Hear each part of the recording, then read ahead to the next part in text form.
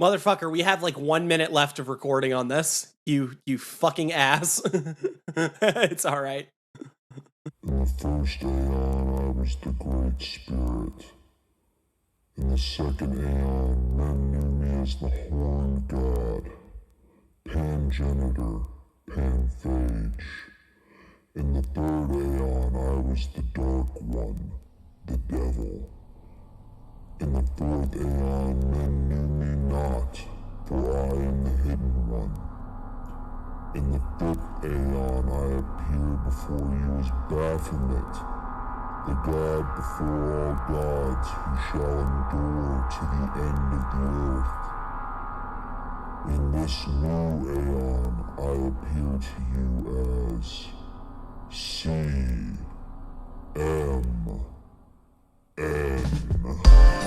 Imagine that there is a brilliant white light just above.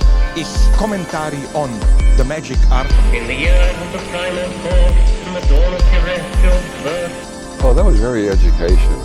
Now magic will take place. Don't be fooled by what I just said. Welcome, everyone. I am Sound Monkey Kennedy, and this is Chaos Magic News, the only podcast that doesn't have a joke this week. Joining me, as always, is my subnautical co-host, Lames Cameron. Yep, that's about the laugh I expected from that joke. How you doing, Lames? Oh, I'm doing fantastic. How are you? Can't complain yet. Also joining us this week, we have two very special guests. We have Louie back again. Louie. Hey. Louie. All right. And we also have somebody who got mentioned on the pod last time Louie was on, Josh. How's it going, Josh? Hello, I'm doing good. How you guys doing? Well, we already answered that, so we're good. Everyone's doing good. Changed in the last 30 seconds. I don't know. Anyway. Your identity's permanent or... Yeah. There's no unconditioned reality. So I guess since we had Louie on before and we haven't had Josh, though we did get a little bit of your background, we wanted to open this week by talking about kind of how you got started and maybe branch into a greater discussion of how everyone gets started in magic. Actually, wait, before we start with Josh, I was thinking we would start this week by co-host sharing his occupation and full name and residential address. Well, I live in Chicago. My real name is... What's your social security number? It is 553728. And your blood type and how many kidneys you have? Oh, boy. Well, I only have one kidney because y'all have gotten me with that before. All right, sorry. No, quick question from Louie. Suppose you woke up in a bathtub full of ice. What's your next move? Probably praying to the one true Almighty God. The single one true monotheistic Abrahamic Lord. Amen. Yes. Can we get an amen from everyone right now? Amen and our women. All right, great. So, Josh. I think I got started actually by going to church. I had a ton of people telling me, do not practice magic, which of course made me very curious about what magic is. And it wasn't though until I found chaos magic that I actually started practicing and trying things. How did you discover chaos magic exactly? I've been reading about everything you would think besides chaos magic, so Golden Dawn stuff, kind of like the post-Victorian era magic, and I don't know. There's something about that you feel like you're joining a club you don't belong to yet. So I never found any actual temples or people. It was just all through reading. But then chaos magic kind of changed that for me because it kind of broke down what's underlying magic there without all the trapping. So kind of got me getting. And this was largely through the internet. Did you find a book? Yeah, it Well, it was like probably like years and years of reading anything you could find in a bookshop. So like stuff on Wicca, Golden Dawn stuff. Right. Then starting to look a little bit more on the internet, which that's exactly how I found Chaos Magic and kind of like the community that had existed that I had no idea what was there for many years beforehand. Okay. Yeah, kind of And getting the shame in that. If it wasn't for the internet, one, this show wouldn't exist. Two, I probably wouldn't know shit about magic. And I think pretty much all four of us here, we have the internet to thank for our large understanding of the occult. Yeah. I mean, oh, definitely. If it wasn't true, why would it be on the internet? Right? Yeah. You think people would just go on the internet and lie? But so as far as you're branching out and finally saying, all right, now that I understand chaos magic as this underlying thing, what was your first step? How did you go from, all right, I'm going to read about this to, all right, I'm going to practice this now?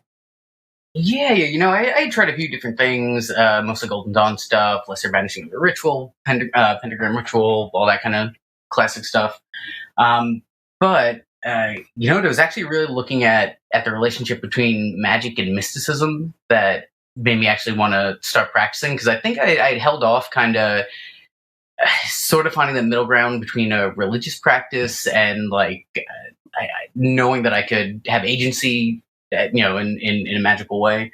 But I just started actually setting aside the time to meditate and reading Liber Null and Psychonaut, and that kind of gave me the impetus to actually be a little more disciplined with it. All right, okay. So right off the bat, I'll ask, if maybe not the first magic operation that you did or something like that, but do you have sort of a ritual or a working that you participated in that was sort of the switch flipping of like, oh no, there's actually something to this? That one was more exploration of psychedelics, of kind of going down that route and realizing that there is more to this than what meets the eye. But I don't know. I it's hard to pinpoint one specific thing without getting like, I guess, overly personal. But it's hard. Please get very personal. Give us your social security number. What's your I actually have a question. You had tried psychedelics before psychedelics unlocked your realization that there is like some water to this? No. I definitely. Or did you discover things about chaos magic and mysticism and then take psychedelics for the first time after that and then make the connection? No, because I didn't know about like chaos magic until many years of experimenting with psychedelics. So that's why I was bringing up like that, like magic versus mysticism. I think initially I was more interested in what would be like a mystical path, I guess by definition, which we could talk about like the actual definitions of them because it's kind of a sore point for me.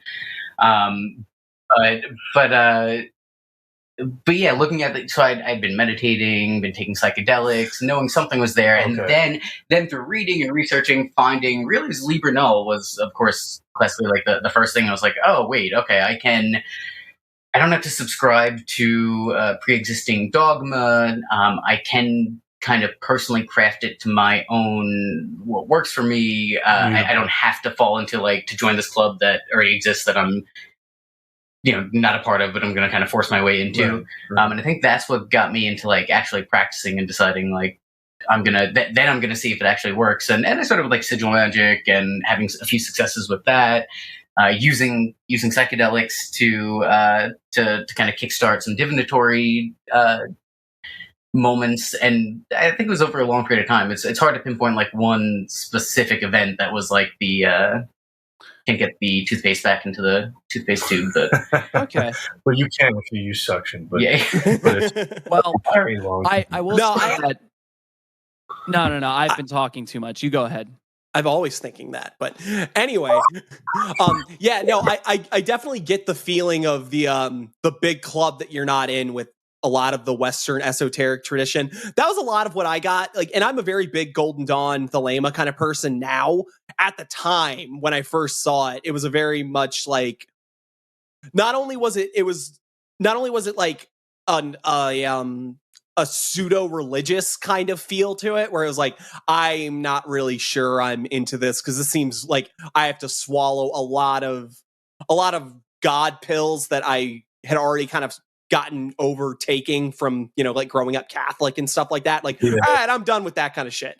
But there's also like a social element too, where just something about reading about a lot of like bougie fucking English guys talking about magic kind of makes you feel a little weird when you're looking into it. You're like, I get it, but like, I'm not sure if I'm like, I don't have a trust fund. I'm not sure I can dedicate my life to just waving around wands and shit. It's the type of shit that makes it sound like you got to have like a sponsor or something.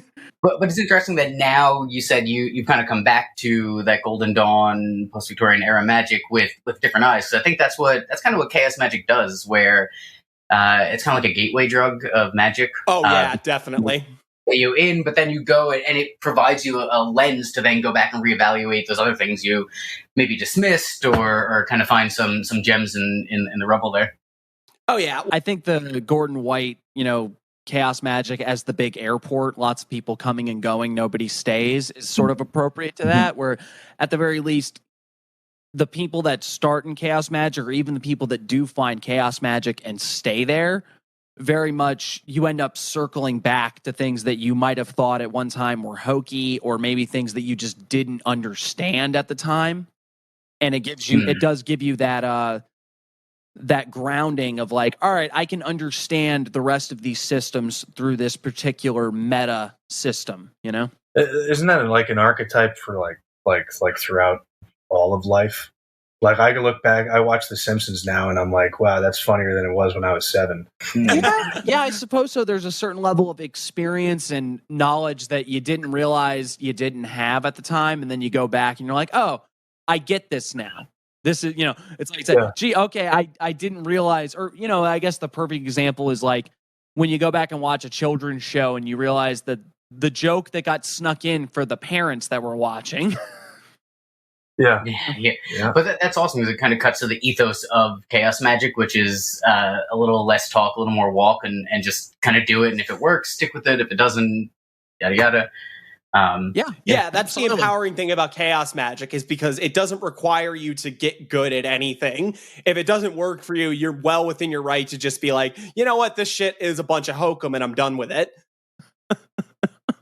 Well, what really defines chaos magic, though? Then, like, when is someone in the Golden Dawn? Are they doing chaos magic? Just they're using a very specific system that maybe they never think about changing or augmenting. We've talked about this a lot. I think I don't know what co-host thinks on this, and I'll let you say, but I always feel like the big thing about chaos magic, and especially in the current age where we're like 40 years removed from people like Carol and, like Phil Hine is still putting out books and, Gordon White's still around. But a lot of the people that were the bigger names aren't exactly the people that get read. I think more than anything, people come to chaos magic now just sort of like from like memes and shit almost, or just like very simple like things of like, oh, hey, here's how you do a sigil.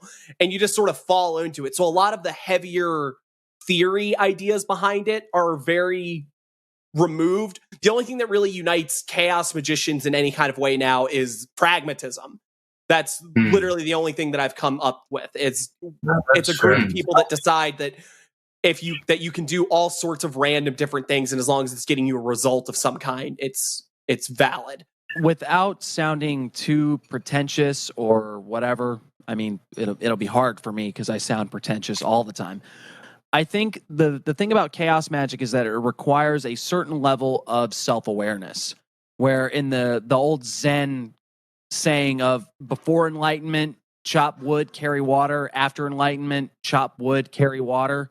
But the chopping of the wood and the carrying of the water for the enlightened is not the same as the chopping of wood and carrying of water for the unenlightened. There's just a certain level of awareness or understanding that comes with it. Not that like chaos magicians are instantly like more aware and better at magic and everything else than say like a Golden Dawn or a particularly good Wiccan person. But when you're coming at it with that approach, you do have a slight leg up because you're coming with the understanding of this is not the pure objective truth of magic. I can make other systems work. I just need to understand how the system works. If that makes sense. But and then I think walking that walk, gains you a certain perspective over time that allows you to alter the nature of your intent and then makes everything else more effective. Absolutely. Getting good in one particular system can be just as useful, if not more useful, than getting good, jack of all trades, master of none, I guess. Yeah. I guess you build it yourself to a certain extent. Like it'll take longer. You might fuck up along the way, but you end up with something that's like yours at the end of the day. And then from there, you can kind of do whatever the hell you want with it. But yeah, sure. There's something about having something tailor-made to your own ability to operate, I guess, right? Maybe that's a good way of phrasing it.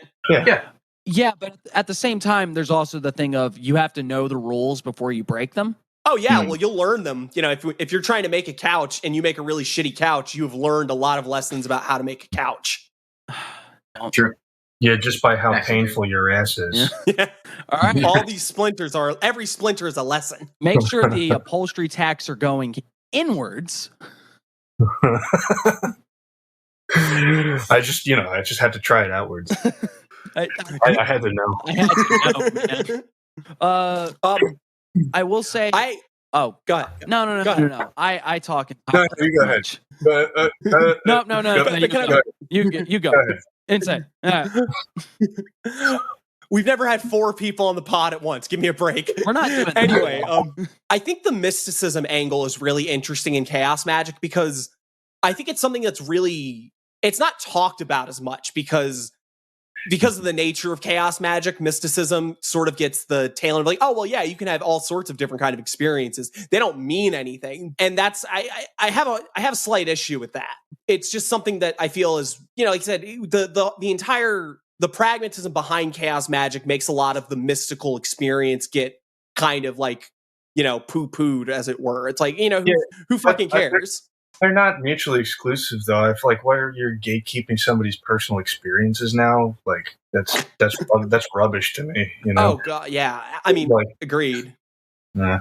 No, and I know that you're not saying that that's how it is, but a lot of people do look at it like that. I think I'm guilty of that every once in a while, where I'll hear somebody talking about, I had such a deep personal spiritual experience, or I took all these psychotropics and it was so deep and powerful.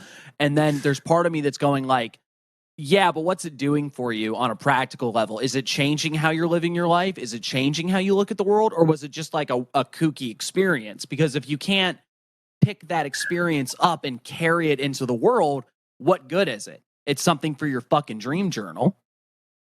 That could be a reflection on their ability to integrate it, or their ability to like squeeze juice out of it. But like, if you can spin that into, like, I hate to repeat myself, but again, like an altered perspective that can augment or change your intent to be more powerful when you go back and try other stuff. You can come away with like an understanding that affects how else you conduct whatever it is that you're doing. Oh yeah, and I think there's a certain like utilitarian kind of aspect that co-host is kind of getting at there. This idea that you have to get something out of it almost.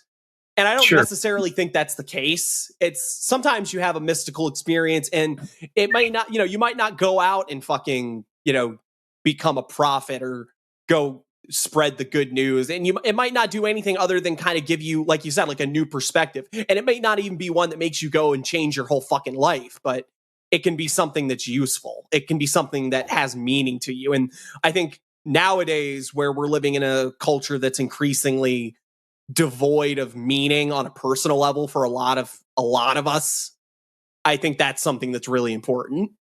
And I'll even put a point against myself too, because talking in the same way that Josh was talking about, of these sort of culminative experiences, in the same way that sitting around meditating can be those small steps that get you to the larger thing. Those kinds of experiences can add up over a long period of time and do something for you. I just know that sometimes I'm a catty little bitch, and I hear people and I'm like, let me say something mean, or at least I'm thinking it. But Nah, I hear you. My brain does that too. That's why I kind of like wonder why magic and mysticism are always kind of discussed as divorced from one another, because I think that having at least like an interest or some type of vocabulary to work with what is commonly described as mysticism or mystical experiences only makes your magic better, because now if we look at belief being like that kind of typical chaos magic view, belief being sort of like fuel, then if there's more meaning behind what you're doing, you only have more belief and you're only just improving your magic regardless of any other metaphysics you apply to it. Right, and I feel like disregarding that is almost like as stubborn as like staunch atheism kind of thing. It flirts with nihilism, because then your magic has no meaning, so what's the point anyway? So might as well just whatever the fuck. I'm not into that. I've never lived separating the two of them, but that might be a testament to how many synchronicities that co-host mentioned that I've somehow generated, like not even fully intentionally. Sometimes it just because Louie's gotten loads of stories that are just like, oh yeah, and then these 12 funny coincidences laid on top of each other to get this to happen, and it's like I wasn't even trying to do it; it just happened. But yeah, man, that sucks, dude. Like Louie's getting the good synchronicities. You want to know the synchronicity I got before this? Was the police I was listening to the last episode, and we got to the part where we're talking about the temperance card, and then I go to the Discord and I see Grimace, the Grimace tarot card, and it's temperance, and I'm like, oh yeah, funny universe, really clever. I really like this. There's some shit about a frog, right? Oh yeah, is that just me? Yeah, you're the only one with the frog stuff right now. Okay, never mind. You know, I have one more thing to say, because Louie was hinting at it a little bit. That idea of taking psychedelics before you were a spooky woo-woo and just having the psychedelic experience, then versus like the post spooky woo-woo and then doing psychedelics, because I had done psychedelics for a good portion of my teenage years. And it was really. What was your name and address again?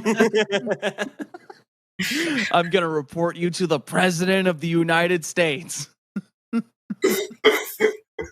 But I had done those, and like I was honestly, in a weird way, I was expecting to like take a tab of acid and have God on the other end and being like, oh hey, there you are. I was, they were telling me to go to church, but I knew that. Obviously, the answer was to do strange chemicals from a stranger's bathtub. But what happened was that I did have a moment after I had gotten into meditation. I had gotten into alternative spiritualities. I had a little bit of magic. And then I had listened to Robert Anton Wilson give a lecture on the 8th Circuit model of consciousness, right? And I hadn't touched any kind of illicit substance for years at that point, because I was like, the drugs aren't the answer either. But listening to him talk was like, shit, I need to do something. So I basically, I had a night where I combined what I had learned from meditation and magic with the psychedelics, and I had a very powerful experience that I look at as that's when, at the very least, that is where the event that I can point to where I am at now. It's like, this is what set me on the path that I am now. The night you cooked. Yeah. Exactly. The night I woke up in a bathtub full of ice and a note saying, call in a hospital. Most of my psychedelic experiences before getting into any sort of mysticism or magic were, in hindsight, very, like, I can see how I got here, but at the time I think I was just high as shit, honestly. Like, my big thing is, after the first time I tried acid, I could finally write songs. I was like, I'd been playing guitar for years, and every time I tried to write a song, I was like, this is garbage. This is shit. This is shit. And then on the come down from hot cross buns. Yeah, and then on the come down, I wrote the first song that I was like, this is good. And then I played it for other people. I'm like, yeah, that's not bad, which is more than I had ever gotten before, where they're like, this is incoherent. This is hot cross bad buns. Is good. This remix of Hot Cross Buns is shit. But the air horn's really nice. The DJ Clue air horn with the hot cross bun. No, it's different. the air horn, it's different. Hot cross buns, but it's just a vocoded air horn. We the best. All right. Does that pass for an intro topic? I think so. Barely. Well, if we've made it to through the intro topic, then we all know what time that is. Is it time to the news? It's about already? It's about 7:55 is what time it is. PM Eastern Standard Time? Just my address is no, it's time to ask what's in the news.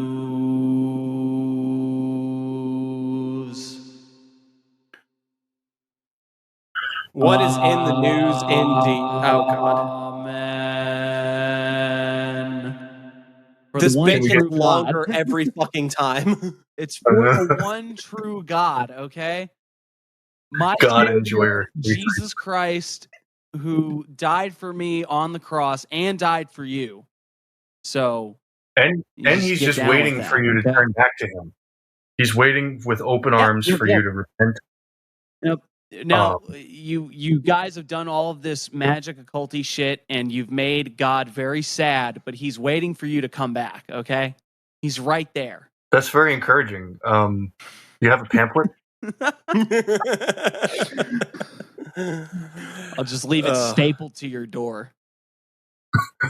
Oh man, actually happened to me. Fucking stapled to my, like, they had a staple gun and they were like, all right, this is a door. Like a Home Depot staple gun? Yes, like an industrial. It was like, what the? They don't even knock. They're just like, and you're like, what was that? I wasn't home. I wasn't home when it happened, but it was stuck to my fucking door. Like, which sect? Whatever was this? Mormons. See, Mormons are so used to getting told, no, I don't want to talk to you. They're just like, well, fuck it. We're not asking anymore. Yeah, they don't even send out 2 people anymore. They just send out one guy with a Home Depot staple gun. In a truck. And a high-vis worker's vest. So that you think he's something else. Yeah, you think he's the fucking electrician coming to read your meter. Oh, man.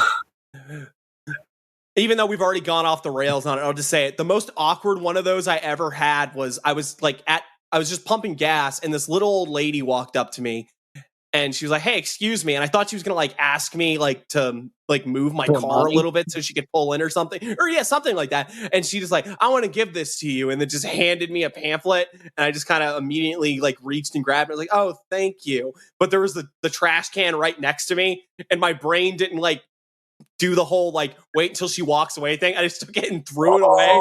And I wasn't even trying to be that dick. I wasn't trying to my brain just went on autopilot. I'm like, thank you. And she just looked at me, didn't say anything, and then walked away. And I was like, I meant to do that after I was done pumping gas. And you can't do that in front of somebody's face. Then she came back with the staple gun and put it in his forehead. Yep. Holy fuck. Yeah. Throw this one away. So we have news to talk about, I heard. Do we? Yeah. Was that in the news? Crazed evangelist with staple guns roaming the country. No, so I guess the first thing we want to talk about, you want to talk about the submersible? Jesus Christ. There was a submersible? What happened?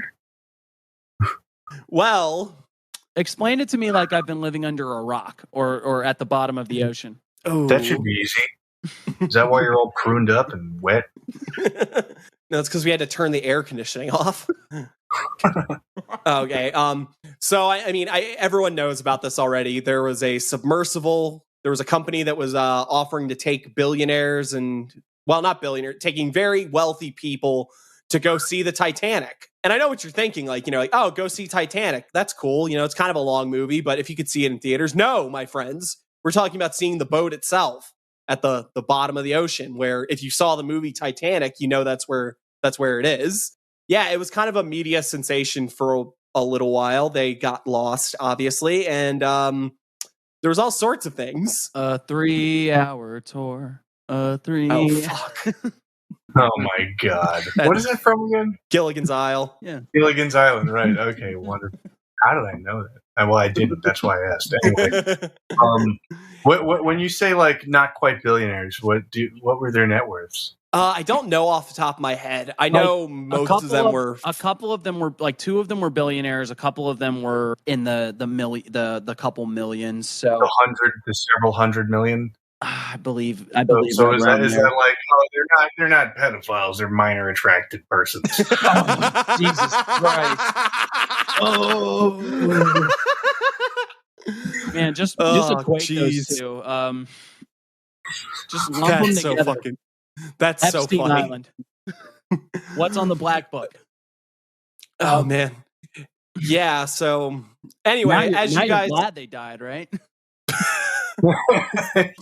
I guess that kind of gets to the point of like what I think is the most newsworthy thing about this is the fact that like everyone suddenly had a massive opinion on when it's okay to joke about shit and when it's wrong to joke about shit. Because there's tons of people that I know were really, really loving the idea of people with massive amounts of money dying. I know I was making jokes about it, but you know, I joke about everything. Yeah, but joking about it is like different than like wishing death upon them. I feel like, I mean, it was definitely, even if you're joking about it too early, like that could be. I care to distinguish that from being vindictive. That, you know, I while I disagree with many systematic things, I can't say that I wish death on too many people. I mean, depending on what they've done. Yeah. But like these guys didn't seem like they were. But again, I have no idea. You know, there's very few people that I think just deserve to die without being heard. You know, so it's crazy when like group mentality is like, yeah, fuck those guys. Like, you know, maybe, but I don't hope know. they all got eaten by great white sharks. Like shit. It's like my problem, right? Is that the orcas thing. I love that the orca thing happened right at around the same time, so that it just synced up personally for me. Right, my issues with billionaires in general won't be solved by 5 of them ending up dead at the bottom of the ocean. So I wasn't. But we get all of them. Yeah, if we got them down there, maybe, but not really, because we still have a system that produce, that sort of thing. But, obviously. But I is that anybody who looked at this situation and thought that there was a high likelihood that these guys were going to be saved was deluding themselves. Like, I knew right off the bat that it's like, these guys are probably dead. And if we don't hear about it in a couple of hours that these guys were found, they're dead. And it's even worse than that, because the Navy was already talking about, we heard something that was consistent with an implosion. So we probably already had a good idea that they were dead before we spent $7 million searching for them. That's the distinction I was going to make, is like, you know, if they're lost, it's possible that you might have found them. But if they imploded, I don't know, you know, who's $7 million is it? The tax. That's my next question. The taxpayers' dollar. Okay. Yeah. Well, then maybe save it. Yeah, I don't know. I think the big thing here really is just how many people were, because what was it? It was a ship full of was it refugees? Like, I can't even fucking remember the headline. Yeah, a ship full of refugees also just like got lost and they all died and stuff. And people use that as like justification, like, oh yeah, like this wasn't a news headline at all. I'm like, yeah, because objectively, it's not as catchy of a story. I'm sorry, it's a tragedy, but like, you really think that like here's the difference: submarine going to the Titanic disappears. Yeah, well, like the news used to be like, you know, good morning, and then lists a bunch of reasons it's not a good morning, and it's all tragedies, right? And then, but like now, I think they realize that even though tragedies hook people, like watching a slow plane crash, more than good news does, they realize what sells even more than tragedies is outrage, and like or like revelry, and getting to like dunk on billionaires that died in a very expensive submarine trip. It like encourages that revelry that feeds into commonly held political beliefs that are adjacent to selling self-righteous outrage.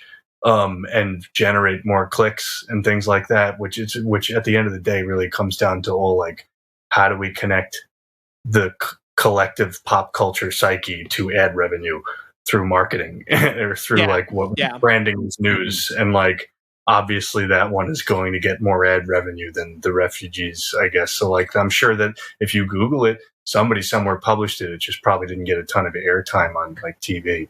Yeah, well, especially because it's happening at the same time as ship full of fucking rich people went to go see the Titanic, and now it's missing. Oh, if it was literally at the same time, then like I mean, there's really no competition there. Well, I'm sure there's plenty of things that happen. Is that there aren't nearly as many jokes to make about the immigrant boat as there are the submersible. Yeah, I mean, if you're a real piece, you can make loads of jokes about that. Isn't it weird though that like two I don't know if congruent's the right word, but like two very similar situations that have a very distinct difference both happened at the same exact time. Like, what are the odds of that? Unless I guess boats probably crash more often than those two things. But like, really talk about like a literal, like straight out of a textbook devil's advocate. Like, oh yeah, like it's like problem example, like practically. Yeah, if you want to put on your tinfoil hat and connect the fucking threads on the board, that's a great one for you. You know what I mean? Oh, like, that's not even what I was getting at. Oh, okay. Ocean takes two at the same time. Celebrity deaths come in threes. Nautical accidents come in twos. Got it. Hold on, let me get a pen. Oh man, Josh, you have any major opinions on the submersible blowing up, imploding rather?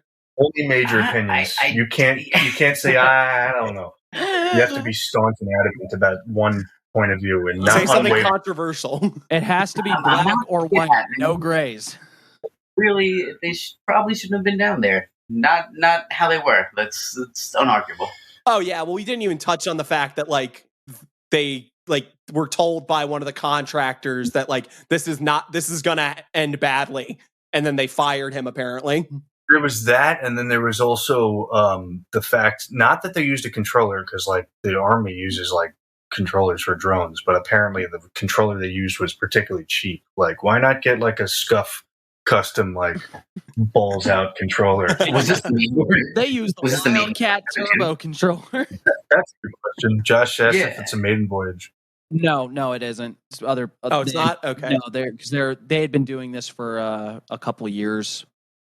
But so it was like the roller coaster. Okay. It was like the creaky roller coaster that they're like, we really know we need to fix this. Yeah, send it around. This tragedy was a matter of time. It just happened. Yeah, so they were like, we'll use the $5 million total admission revenue for this one trip to fix it next time. But instead, they spent it on more Logitech cocaine strippers. Yeah. Now there is one more thing that I'll add to this that isn't really news, but this is the spooky woo-woo end of it.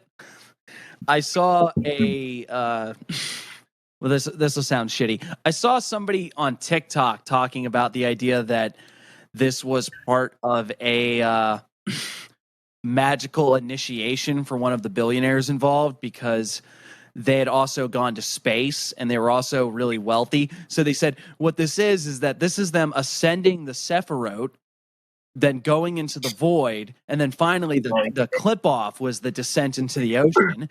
But there's examples where like when they ascended the tree of life, that was expressed by them getting all of this money. And my brain shut off instantly when I heard that, where it's like, yeah, man, that idea of spiritual attainment, you getting to the top of Kether, it's about getting a bunch of money. Yeah, that's what the answer, part of TikTok? What part of TikTok was this?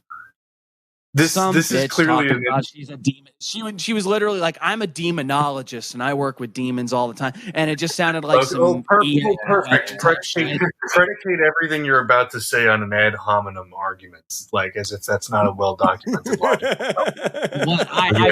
I don't like. I literally don't care if anybody likes this woman's TikTok. If anybody has anything great to say about this woman, I'm happy for you. I listened to her. She sounded like some silly nonsense.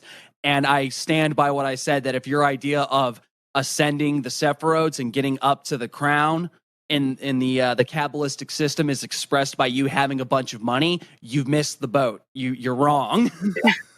Yeah, what a nonsense foundation for an argument. But like that's clearly marketing. She probably makes those TikToks all the time that are topical to some sort of esoteric practice, and she's just like, when's my next content opportunity? Since I have to make one of these every day or at least every week, well, I'm going to make it about a pop cultural topic, even if I have to like totally make some bullshit up. Well, that's like the problem with the culture in general. Is like a lot of it is driven by what's going to sell versus like what might be important for people to read or anything like that. You've been in there's an occult section in Barnes & Noble I mentioned last time. There's like Harry Potter looking illustrations on the front of a glossy hardcover book about like how to work a pendulum, and it's like, you're a witch if you say you are. And like, yes, that's true, but like the marketing was like too accessible and too I mean, that's the whole point. And that's the other issue we talked about occult books before, is that like every occult book is like a beginner's text, because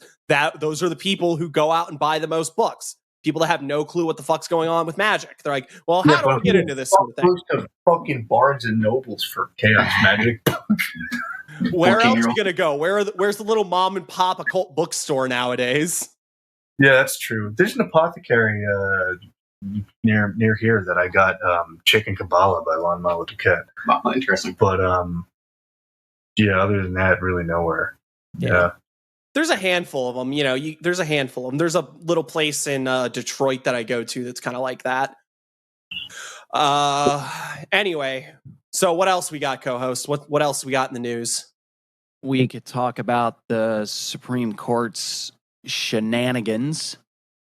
Yeah, I mean, that stuff, why we play by those rules? That's all made up anyway. I can push them down the stairs. Right now.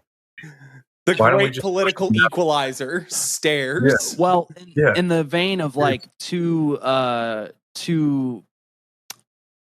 congruent news stories going on in tandem, it's great that a lot of these incredibly controversial rulings are coming out right as the large amount of unethical behavior and let's just call it what it is, bribery that's going on with the Supreme Court justices is coming out. Where it's like, I mean, it's not surprising, I don't suppose, but it's it is interesting how it's like, a lot of these justices are getting private jet rides and getting trips financed from these large conservative mega donors, and they're ruling in a largely conservative way. Those two correlated, right? You be the judge. Oh God, that's awful. It took me I feel stupid for not realizing. That's awful. Oh, yeah. I'm sorry for you. Yeah, you did that on a recording too. Just gonna flip this table over real quick. Hold on. Yeah, as far as the actual decisions, I don't even really care, to be completely honest. Like, what were the ones that got thrown out? I know the affirmative action in college admissions one, which, I don't have enough information to say what good that really did to begin with, to be completely frank. I don't know if it had any major effect on college admissions to begin with, to be completely honest. So I don't know enough to really have an opinion on it. But I know the other big one was, what was it? A concrete manufacturer basically got told that they were allowed to sue the union in like a huge upset. Yep, that's another one. And then also the religious freedoms of a web designer who says that they were being sued because they were coerced into trying to make a website for a gay couple and they didn't agree with it. Although it seems to be, and I can't confirm this 100%, but it seems to be that this case was largely a fabrication to be able to get it in front of the courts so that it could set a legal precedent. So it's literally just weaponized legalities. That's really shitty. Oh, yeah, of course. But as we live in a society now where Do we? We live in a society. Never mind. I'm gonna flip this table again. No, but we like for real. Our entire legal system is basically anything is legal as long as a lawyer or justice can do the linguistic backflips required to justify it. And with as far as the Supreme Court's concerned, they can just, most people, the average Joe is not equipped to argue the multi-layered legal system of, and, decades and decades of legal precedents. And the problem is it doesn't even matter because basically a Supreme Court justice can decide, that legal precedent, that was wrong in the first place, and then just throw it the fuck out. So it's pretty crazy. It doesn't, it really doesn't matter where it's like, that's why we should just push them down the stairs. We should just take them to the Joe Biden, Mitch McConnell stair emporium. And there's no cameras. And when's the last time you saw a camera in a staircase? Even if there was, all you need to do is just keep pushing judges down the stairs till they say, we have found a legal precedent for the stair pushing to be legal. I didn't say any of that. It's like the collective we, like society, we. Where the society that we live in? To push you down the stairs? Don't make me flip this table. Great. That's a reference to our one true God, Jesus Christ, flipping. Son of God. What else do we have? Oh, this happened in between episodes too. There was I don't even know what you want to call it. I guess it was a coup attempt, maybe. Maybe it was just a Russian mercenary going nuts. A lot of hippity hoopla. That was over in the Russian-Ukraine border. When you hire mercenaries, they're not loyal to God and country. They're loyal to the dollar. And then either if you can't pay or if you make them do something that's too fucked up, they might just be like, I'm not really down with this. Yeah, I mean, think of your mercenary like your Burger King employee. Like, you tell them to go clean up the fucking toilet after someone hit all the grimace shakes in there. They might just walk out. How much is the money really worth to them? Yeah. Yeah. I mean, I'm speaking with absolutely no knowledge as to why that happened. And I haven't watched any of the translated videos of the leader's message to whoever, but pretty neat. I always get a little excited when anybody storms, some sort of bureaucratic whatever, depending on why. Yeah, it really depends on why. Especially, like January 6th, especially if they're planning on throwing someone downstairs, right? Well, yeah. I mean, it depends who and why. Like January 6th, not too cool. For me, like it could have been cool if both sides were doing it for different reasons. Josh, you're being very quiet. I need you to. I need to hear you say how many Russian officials do you think you could throw downstairs? Like I could take at least 4 of them with like a wide bear hug if I really got some momentum going. Okay. All right. And how old? They would have to be like 75. Plus. 75. Does that add up? Say it. Come again. I'm sorry. You know him on a personal level. Does that track? Do you think 4 is a fair assessment? 4 75-year-olds. Yeah. I mean, he works with geriatrics, so he knows how to handle it. So getting out of line. And this is Russia we're talking about too, so they probably would be about that age. Totally different thing. What, like as if we don't have 75-year-old representatives? I mean, true facts. I think our average might be a little older now that I think about it. Yeah, I think so. I think we're choosing between 78-year-olds or as president. Like, bro, yeah. I don't know.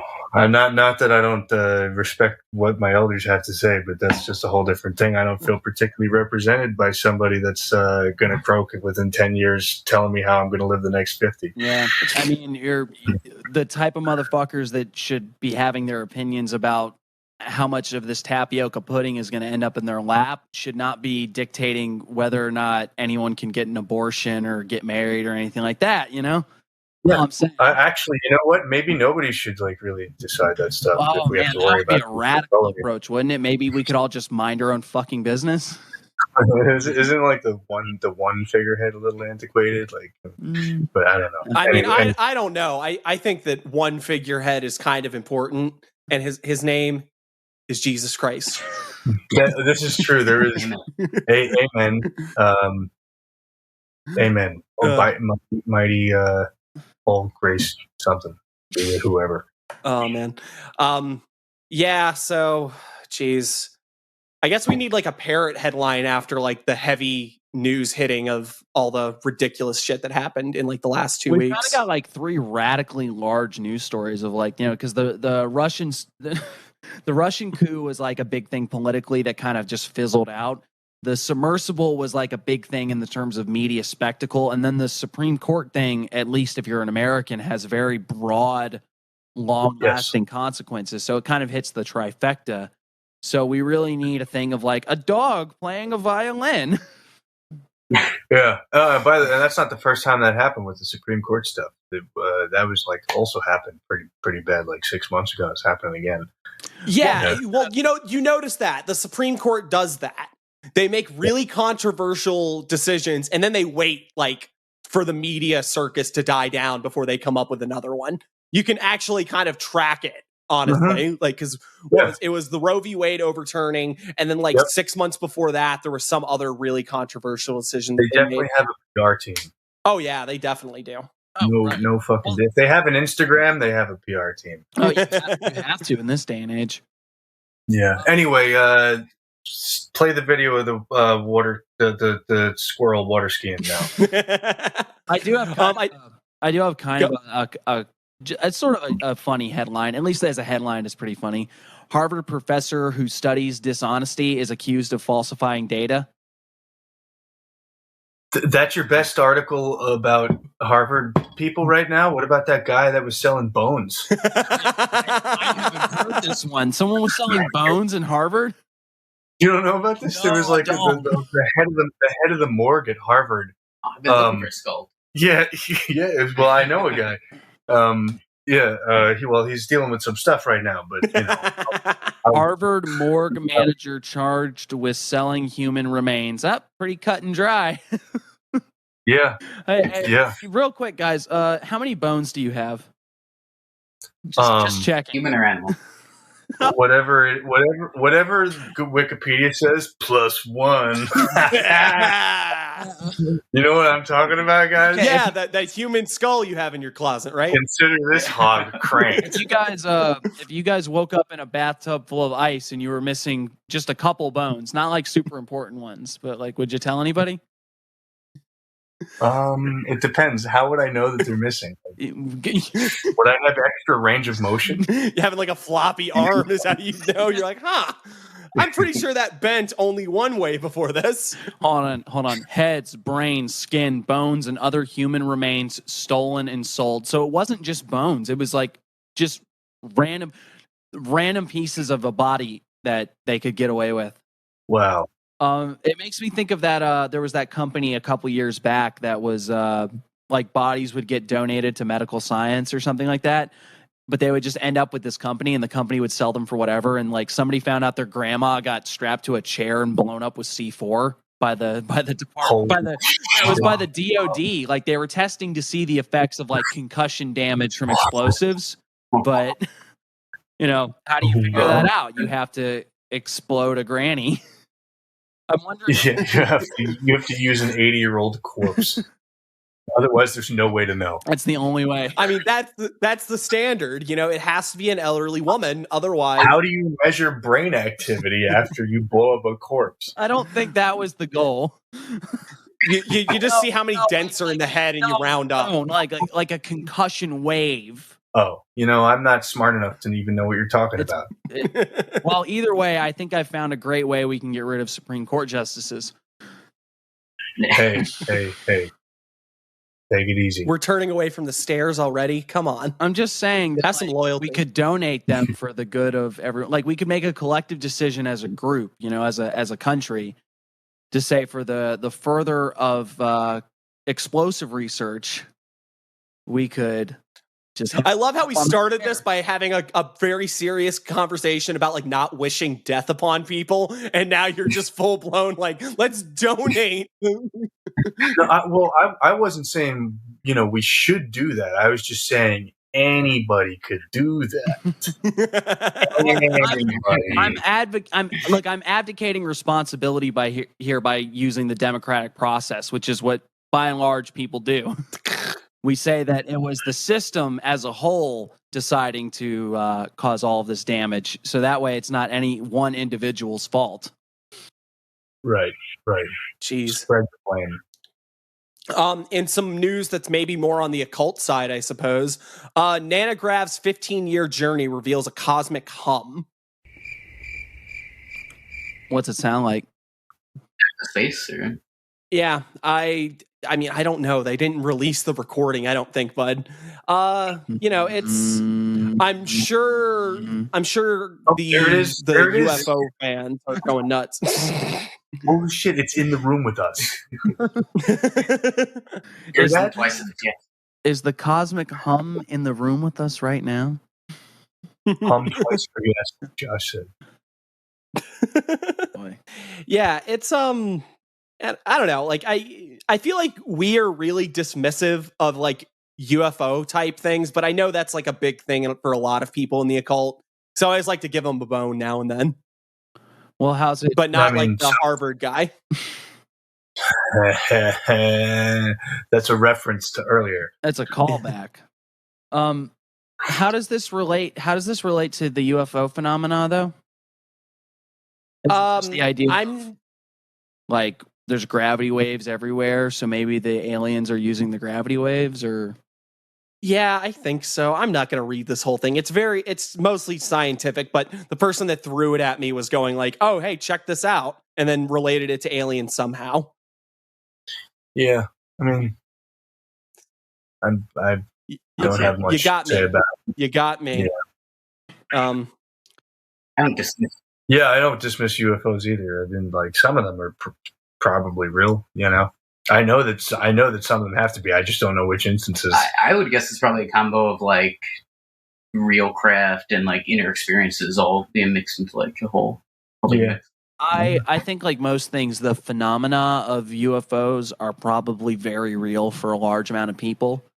I don't know if that translates to a physical reality or a materialistic reality, if that makes sense. I don't know if there's like... Yeah.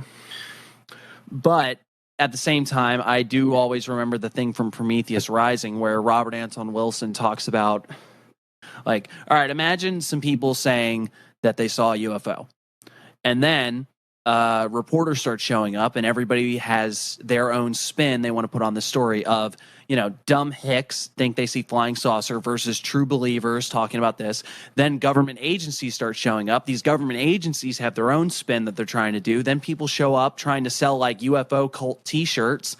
And then, Uri Gallagher shows up and says like, hey, I psychically communicated with it and this, that, and the other. And by the end of it, you have 15 different agencies or agendas fighting it out. And we're no closer to the truth of what any of these people saw. We just have a lot of different narratives and stories about the one particular incident. And I think that's why you never get to the heart of any of this UFO stuff. Sounds about right. Yeah. Excellent analysis.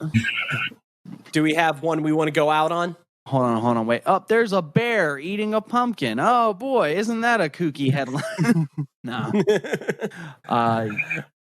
I got nothing. I don't think that there's a super kooky... Like, last time when Louie was on, we had spaghetti in the woods, but I don't have anything that'll top that. The best I got is ketchup company clears the air on how you should store the popular condiment. Oh, God. Look, we're already too polarized as a nation. I can't. All right, lay it out. Where does it go in the fridge or go in the cupboard, guys? Oh, don't make me pick. Fridge once it's opened. Before it's opened, cupboard. I'm with Josh. Yeah, that's what I did. Actually. Boom.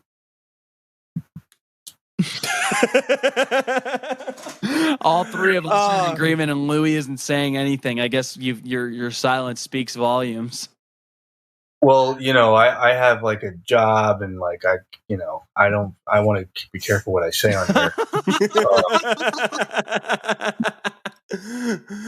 Okay. All right. Well, there's your news for the week. Sorry, it was mostly stuff you already knew, and the things that you knew about us pretty much came out already. So if you're getting your news from this show, not only are you like 2 weeks behind, but oh boy. Really?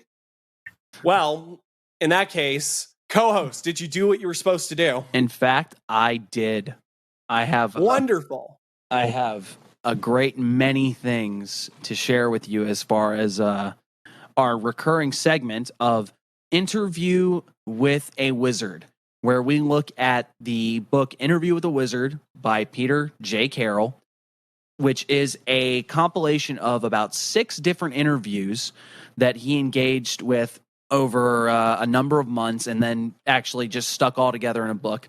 But what we do is that we like to take a look at the question, take a look at Carroll's answer, say this is a bad answer, and then give better answers so that we can hear the correct opinions. And I figured since there's 4 of us, we'll have an exponentially greater chance to hear the correct opinion. So basically you're having me commit to having to be correct. I mean, I'm going to have to really think carefully about what I say. You're on this podcast, so you are therefore burdened with undeniable genius and objective correctness in everything. And you don't even have to try. You just say something, and like we're all gonna have to assume that you're right because you're saying it. And then we can implement what we know is best for everybody and upon everybody else. Yes, in some sort of like dictatorial manner in a centralized authority, I believe. Through the threat of force. Yeah, through the threat of force and coercion. Everybody else? I mean, it's look, I'm just saying, if you don't agree with me, you're going down the stairs. Well, come on, guys. Somebody might fall down the stairs. All right. You're right. So look, you found the good questions. Let's add this disclaimer that we do not advocate violence of any kind against anyone for political purposes. There are much better, more civilized and rational ways to decide who and where and how someone might accidentally end up at the bottom of stairs. I don't know. Maybe they fell. Maybe they lied. Maybe they laid down because they were tired. I don't know. But like, we would never suggest anyone do harm to another person. But things just happen. Yeah, they're probably just taking a nap. Yeah. Oh yeah. What'd you find for us? The first 2 are pretty similar, but it deals with the idea of space exploration and extraplanetary colonization, or whatever you'd want to call it, right? Okay, well, there you go, UFO people. We got something for you, I guess. Yeah. Well, and I think Elon Musk probably features in these heavily because he's the big proponent of the Mars colony and SpaceX. But the first question is, excited about the potential for a moon base? And then Peter Carroll's answer is, 3 crude moon landings were driven by political motives, with the USA and the USSR striving to demonstrate their prowess to the world. We already knew there was nothing worth bringing back from the moon, and that uncrewed machines could have accomplished that mission at a small fraction of the price. Hate to say it, I kind of agree with him on a certain level, where it's like, we do know for a fact. It's like, yeah, what's up on the moon? Rocks. Yeah, I mean, well, be careful when you say for a fact. That's like true. If you're going to use empiricism, there could be. We don't want to use colloquialisms like for a fact, because we didn't know until we went there. But it could have been made of cheese. My money, it could have been made of cheese. Exactly. That's what I'm saying, dude. You're right. No, maybe you're right. It could have been. There could have been any number of crazy shit up there until we actually looked. And I don't think. But that's not where my money would. Yeah. My money wouldn't be on that necessarily. But we had the wonderful audio documentary of Dark Side of the Moon to explain that the only thing that was on the other side of the moon was just progressive rock and very touchy themes. So audio documentary. Yeah, I mean, I guess I agree mostly with that. But why is he concerning himself so much with the cost of this? Was it just are you? Does he usually care about federal budgeting, or is this just an excuse to cast judgment freely? Yeah, I mean, he's also British. Like, it wasn't even him. Right. Well, it's so. I don't think it's wrong to categorize the space race as a technological pissing contest between It definitely was a pissing superpowers. contest. I don't like that's a pretty accurate assessment, or at least you can very easily see that line of logic. At the same time, the space race created a huge technological boon, considering everything that was developed to get 3 yahoos up on the big rock. It's true. Yeah, and it also made The Shining, because they gave Stanley Kubrick all that money to fake the moon landing. Huge Shining guy, huge Dr. Sleep guy too. Dr. Sleep, don't sleep on Dr. Sleep, man. Good sequel. Good sequel. Honestly, Dr. Sleep made The Shining feel like a prequel. Really, I haven't seen it. I mean, it's not as art. The Shining is a prequel to that's the joke he's making. I know, but I'm just like I said, I forgot that Dr. Sleep was even a thing until Louie reminded me. Yeah, watch it. It's not as artful. It's not as enjoyable in the artful sense. Like the creative decisions behind The Shining, like definitely trump Dr. Sleep, but the story of Dr. Sleep, and it's a good adventure and really expands upon like the rules of engagement of the universe that it's written in, kind of thing. Yeah, go watch it. Dope. Or read it, whatever. I didn't read it. I mean, I do read books. Don't get me wrong, but like, I've read a few chapters of every book I own, and I'm literate, but I watched the movie, and that's what I'm talking about right now. No, you're fine. I appreciate you advocating for something you thought was good. I mean, shit, yeah, because I haven't seen it either, but I'll probably take time out of my very busy schedule to watch it. Now, does anybody else have any opinions on the idea of a lunar colony? My problem, right, would be that if Earth gets completely destroyed, your means of maintaining the lunar colony go kaput anyway. So it's not like it's a big jump to like save humanity or anything. Yeah, but I mean, what if they have moon money? Yeah, moon bucks, but they don't have moon resources. Well, don't be so sure. Maybe how did they check the dark side? Because that might be cheese. That's where all the cheese in the water is, right? They could do a cheese export economy, and then maybe we'll find a different planet to export the cheese to if everything goes to kaput on Earth. Right. So the second, I like the idea of a lunar colony that's like an actual colony where like it secedes from the Earth and becomes its own thing. They did a tax on our cheese, and we seceded. What's the word for nationalism on a planetary scale? Oh boy, some Earth for the Earthlings shit, right? What would the moon flag look like? Man, that's a good question. Like the Japanese flag, but it's like white on white. So it's just a white flag.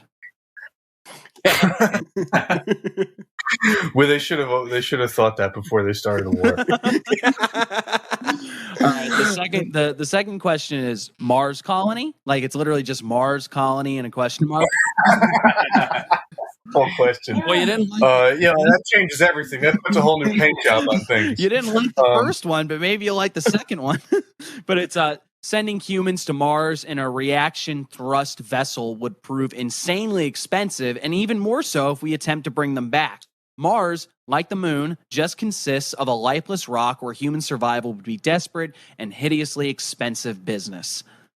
So again, kind of the same. I don't know. People live in Arizona. They do. Yeah, you call that living? Like a lizard. Yeah, although he does make a good point about the current level of technology that we have for interplanetary and interstellar travel it hasn't developed nearly as much as our technology for like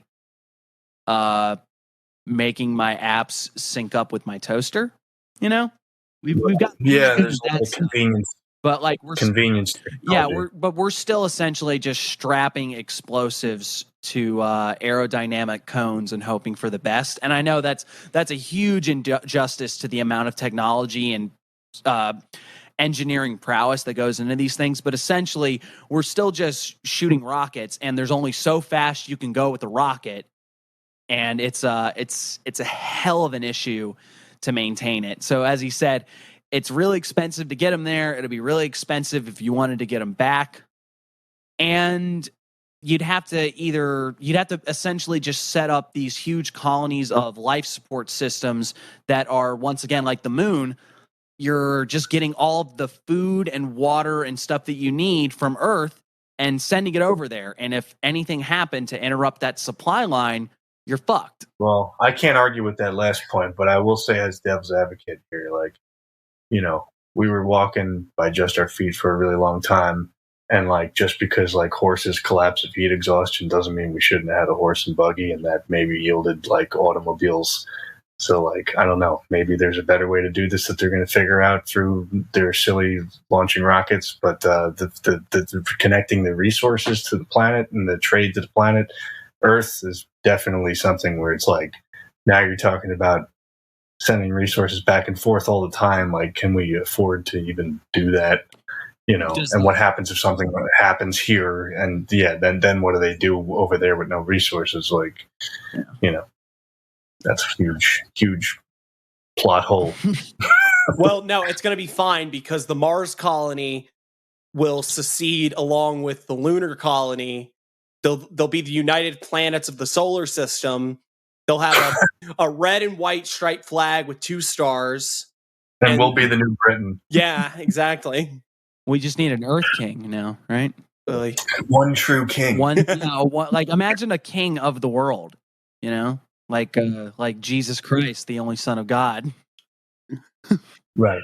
Well, I mean, even if Jesus doesn't come back, whoever we pick to rule the whole planet would be, you know, empowered and had divine right to do so. Yeah. By the one true God. Yeah, that's true. Right. That's a great. I think that's a great idea. Think about it.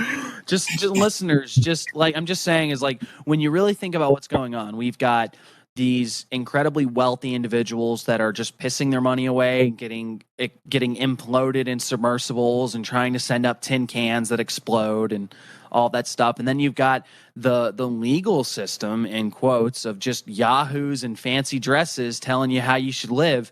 Why don't we just go back to the time when God decided who was in charge? And we gave some. And who gets down the stairs. Exactly. We said who gets to live and who goes down the stairs. And it's all part of God's plan. You know, that's what I'm saying. Can I ask real quick, how long ago were those questions asked and answered? The book came out. And I don't mean 10 minutes, you know, I mean. No. This book came out last year. So I imagine. Okay. Worst case, what? The beginning. This was at the beginning of 2022. So these are still very fresh. I don't think that like SpaceX was definitely a thing while these questions were being asked. Right. All right, what else you got? Because I'm done with space. Well, let's go. I'm done with the woods. Okay, well, there's one where it's talking about generational ships, where the idea of like getting these large sustainable systems where like generations of people are born and die on the ships till you get to your very, very far away destination. And he says more or less the same thing of like, it's incredibly expensive. It's an inefficient use of resources. And it just seems like a really bad idea because lots of shit can go wrong when you have your entire population in a big tin can in you know, free fall gravity. And I see a good interviewer knows when to cut certain questions out. When the first 2 questions that were almost the same and probably didn't need to be separated, like you could have just asked the moon and Mars, and like the answer is pretty much the same because logistically and everything, it's like almost the same. Yeah, it's just really going for it. Yeah, you get the same answer twice, and it's like, let me ask a third question that I already know the answers. That's when you move on to the next one. Now, the last parting thought that I will put on this is that in the same way that the space race created a huge technological leap for us in a lot of ways, that sort of space exploration of trying to figure out how to, maybe not even getting to the point where we have a Mars colony, but just trying to actually get there might create who knows what kind of advancements that could make life better for the rest of us on this little green rock, you know? So I don't want to put anything out of hand, but I do think that sadly, Carol is right on the money in the idea that a lot of these are very impractical ideas given how limited our technology is. But how does your technology get better? You got to experiment with shit. Why sadly is he right? Do we have because I want to be able to say, ha ha, Carol, you're wrong. Well, you could pick something we could cherry pick something to shit on. No. It's I have honestly as a coyote, I have a lot of admiration for Carol, but in the same way of like kill your idols, you know, when somebody's wrong, you want to be like, yeah, you're wrong. So Wiley Coyote. That's the second time somebody has interjected that while we were. Anyway, the next one I think might be a little more of an interesting discussion where he talks about the question is, what's the relationship between important ideas and humor? This has nothing to do with space and planets. I wanted a fifth space and planets question. I'm going to paraphrase his answer here, but it's the idea that there is something that links the moment of epiphany or realization or eureka with that same kind of subverted expectation that comes from like a clever joke or something unexpected that makes you laugh. There seems to be something about this idea of thinking you understood something and then showing that you didn't that makes you go, huh, and that can turn into laughter. It can turn into inspiration, but they seem to be in a way linked. And I think that is not an incorrect way of looking at it. The fool on the hill cackling, and you're not really sure why, but obviously there's some sort of sensation of eureka. Yeah. Oh, yeah. I think that humor is something that gets not like forgotten about in mysticism so much as it doesn't get articulated very well. Like, because so much of the Zen tradition is just hilarious shit on its nose, right? You just hear all these stories about like these fucking. I remember, I think it was Alan Watts or somebody probably just talking about the idea of like people that are enlightened but still have some hold to the normal everyday world, something that makes them human still. And he was talking about a Zen master who was, you know, very strict kind of taskmaster guy. And he was told he wanted his assistant to wake him up every day at 7:00 to go do his practice and go ring the bell at the temple and stuff, except for one day out of the week. And I think it was Sunday or some shit like that. And where he got to sleep in, and he woke up one day, not realizing what day it was. And he freaked the fuck out on his, assistant the whole time, and the guy just lets him go because, you know, it's his master. He can't just talk back. And then when he's like, why didn't you wake me up? He's like, well, because it's Sunday. And he just instantly was like, oh, okay. And there's a lot of these kind of humorous tales. I mean, honestly, if you read like The Gateless Gate and shit like that, you get all these like tales that are just kind of like people being fucking goofy as fuck all the time. And you have to really kind of wonder if there's something to the idea of being able to laugh that's going to get you to somewhere spiritual. Yeah, or whether or not there's a correlation between heightened awareness and the ability to laugh at yourself. Yeah, I agree.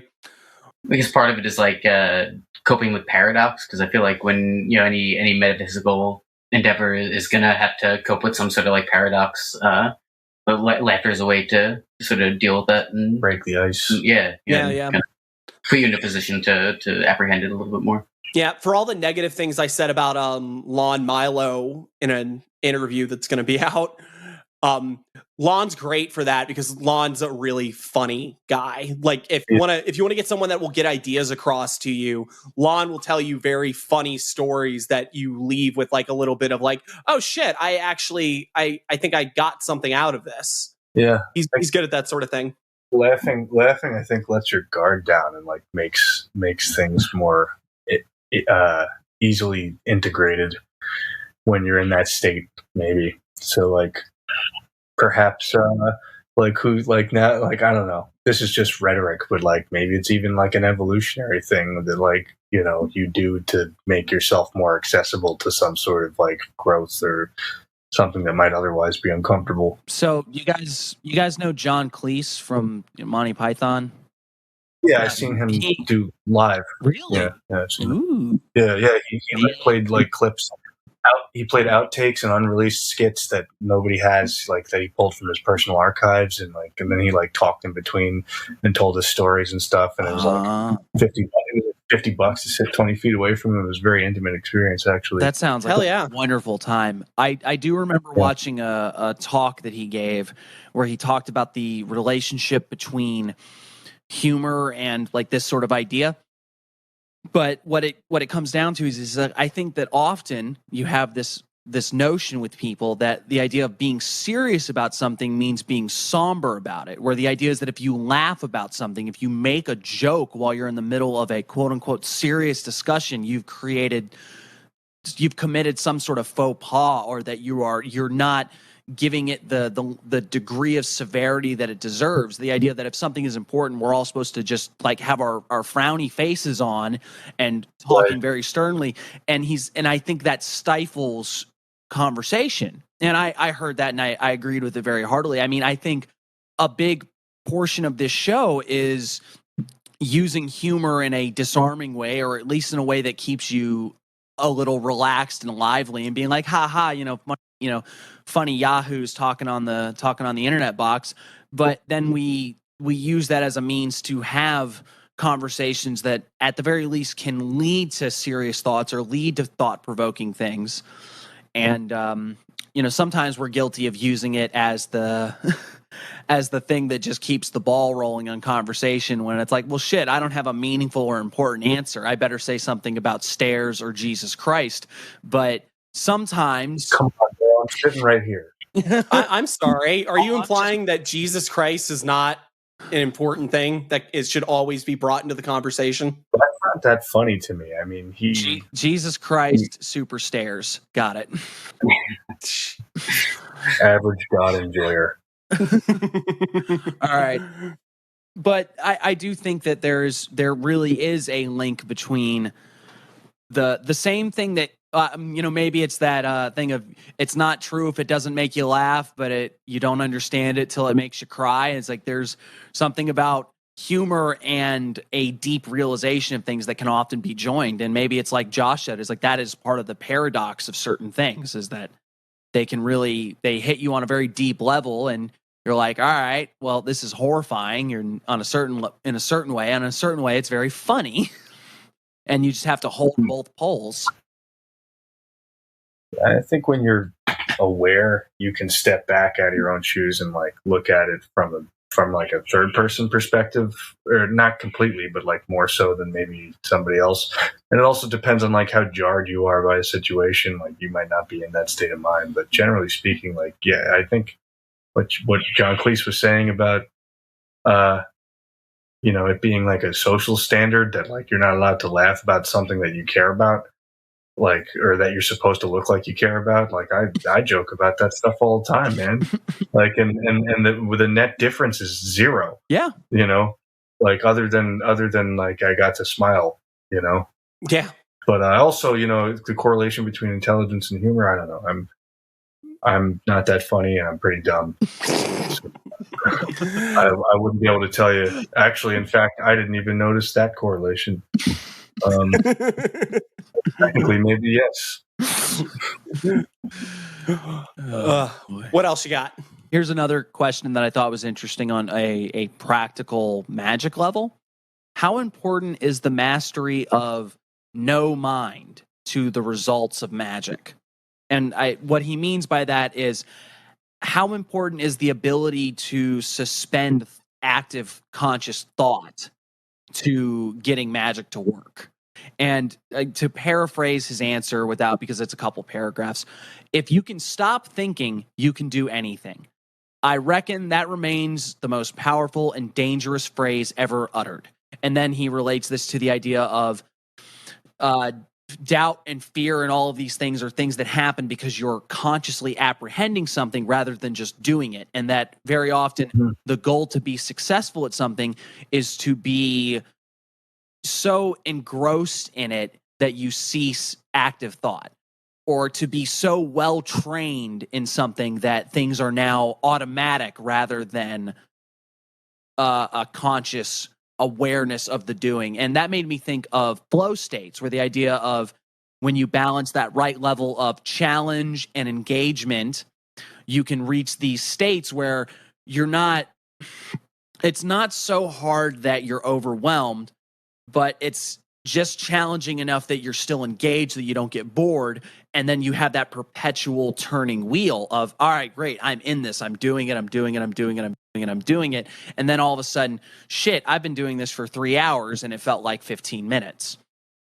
Now, when you take that and apply it to occult practice, it becomes very easy to see how those two ideas are related. Goes back to this one of the stories that Louie talked about when he was on the show last time, about meditating for what felt like 20 minutes and it was 2 hours.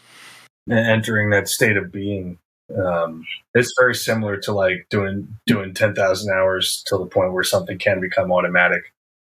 But yeah, does entering a state of being grease the wheels, Josh? Well, you know what? I've always been a little confused, actually, about like the use of the word gnosis from the Peter Carroll angle.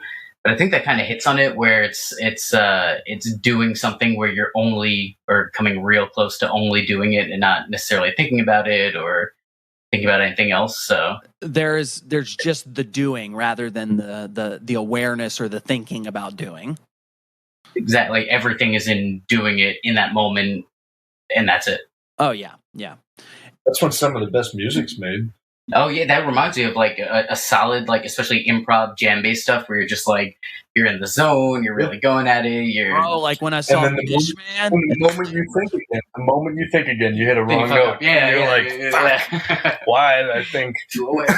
This goes back to my philosophical hobby horse, guys. I hate to tell you, but like that's the exact thing that I'm always harping on when I'm talking about Herbert Dreyfus and the Dreyfus model of skill acquisition. That's the entire point. And that's like the biggest thing. That's like the thing that I always bring up when I'm trying to talk about getting beyond such a cognitive mental understanding of chaos magic.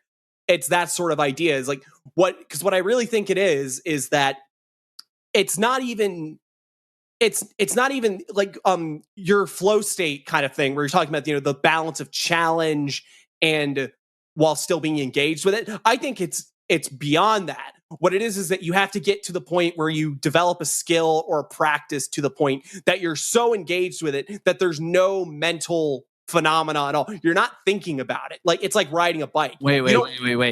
When you're not thinking, like when you're dragon pilled, is that what I'm hearing? Yes, when you have to be incredibly dragon pilled, man. Well, that's the whole point. It's like riding a bike or driving a car. When you first learn how to do it, yeah, like you have to think about, oh, I got to make sure I hit the brake here, or I got to focus on staying up. Right. Doing good magic is entirely about that. You have to be able to do it go ahead. No, that's a mysticism angle. I think the practices associated with mysticism give you that poise, that mental, emotional, physical poise to like sit there for a long time or focus on one thing, or it gives you access to better magic, essentially. Yeah. Go ahead. And familiarity with how to set the stage for next time. Oh yeah, that's exactly what I'm getting at. Like that's my whole theory is like it's familiarity with the situation and what you're doing. Plus, I've done some of my best driving when I'm not paying any attention, especially when I'm drunk. No, but don't you need a sort of map or a roadmap or system, something to sort of structure it in order to make it reliable again, to be able to come back to something again and again? Wouldn't that be pragmatic? It would be pragmatic, but it's also against kind of like the feel of denying systems that already exist. I guess that's always been like kind of a thinking point for me. No, I get where Josh is coming from. He's saying that the fact that chaos magic tries to deny any sort of overall coherent system, and the idea of like, well, all of the systems work. It's like, well, yeah, all of the systems work, but you still have to have some sort of structure. If you were to something, yeah. If you put an emphasis on pragmatism, then it needs to be replicable to some extent. And it can, like, maybe it comes to a point where you change it again, but like, obviously you're going to do this, something that worked twice. I have this whole thing. This is maybe a bit of a tangent of like magic and replicability. Like, does it need to be replicated? I don't know. For you, it does, but like, does it need to be like so hardcore systematized? I'm not sure. No. Yeah. Do I need to get the same job twice? No, I don't. I mean, I always go back to the fact that, like, I mean, maybe it's a Heraclitus, you can't step into the same river twice kind of bullshit, but you're never in the exact same situation anyway. So the idea that magic has to be replicable, quote unquote, never makes sense to me. No, not asking for the same thing twice, just like, tapping into whatever it is you tapped into the first time. Well, would you posit that there's no connective, like consistent